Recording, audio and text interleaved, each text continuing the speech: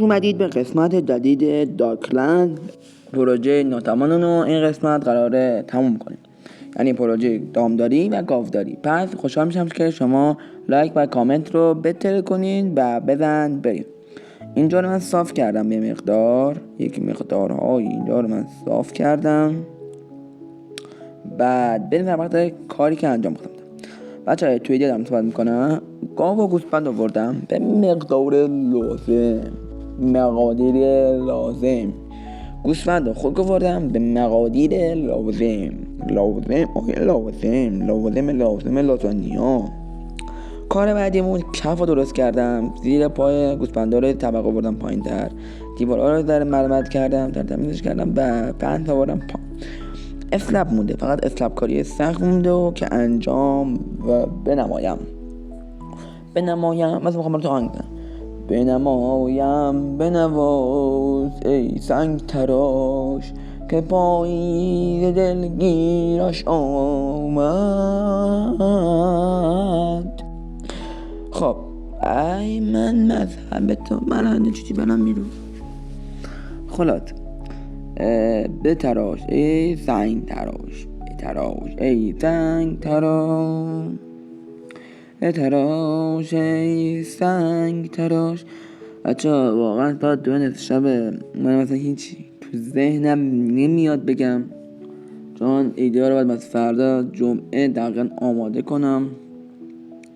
پنجشنبه دارم گیج میگم، پنجشنبه باید آماده کنم. خیلی خسته شدم سر دید کار این ویدیو و اصلا حالم بعضی وقتا گرفته میشه سر اینکه ضبط نمیشه. اصلا خیلی حالم بد میشه و مخصوصا اون ویدیو قبلی که آپلود کردم خیلی از فایلاش پرید و من داشتم تیکه تیکه کنم. نخواستم بگم که راست و روری. خب کار بعدیمون چیه؟ چوب میخوایم، اسلب میخوایم واسه سقف اون دامداریمون که اون حالت درتی زشتش در بیاد یه چیز قشنگ بشه. اینجا من اسلب داشته بودم از قسمت قبلی، اسلب سفید گند زده بودم، اونو من داشتم واسه دونم. ای اسلب من کجایی؟ اینجا که نی. اینجا پیداش کردم. اوکی پیداش کردم.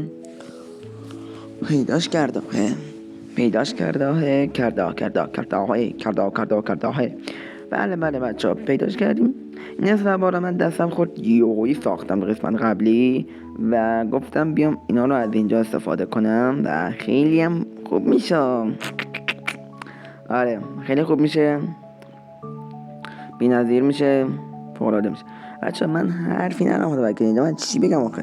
دارم چسبانو مرتب میکنم رفقا و کاری دیگه نداریم. دستم مرتب کنیم بریم در وقت کرافتینگ. کار کرافتینگ رو انجام میدیم. این مقدار نردبون میخوایم که 6 تا کافیه به نظرم. آره 6 تا بسته. زیاد درست نکنیم، اسراف میشه.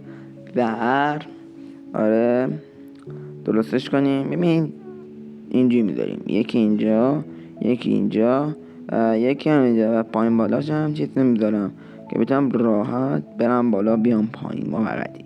حالا اینجا رو تفاوت من شیشه میذارم، شیشه های ساده رنگی منگی همه رو بذارم و بچه‌ها نمره بدین به بیلدم چطوره، خوبه بعد چگونه است.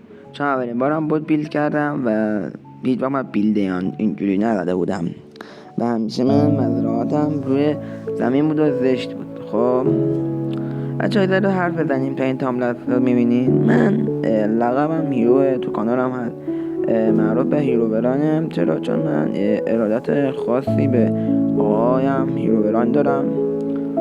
چرا؟ چون واقعا شخصیت خفنیه و مخفوفه و دلم میخواست بیشتر با هم داشته باشیم و اگه سوالی دارین داخل کامنت ها به ما بگین. چرا؟ چون خیلی خوشحال میشم. خب ببینید چه کار آخر این دکمه رو من بزنم و تموم بشه. ای تمامی هستی من. بذار ببینم چطور شده. به عجب قیافه ای. خب بذار ببینم. اوکی این واسه من بعدی درست میکنم. خب رفقا آخر این اپیزود رسیدیم. لایک، کامنت و تذکر فراموش نکنید. تا جمعه فعلا خداحافظ.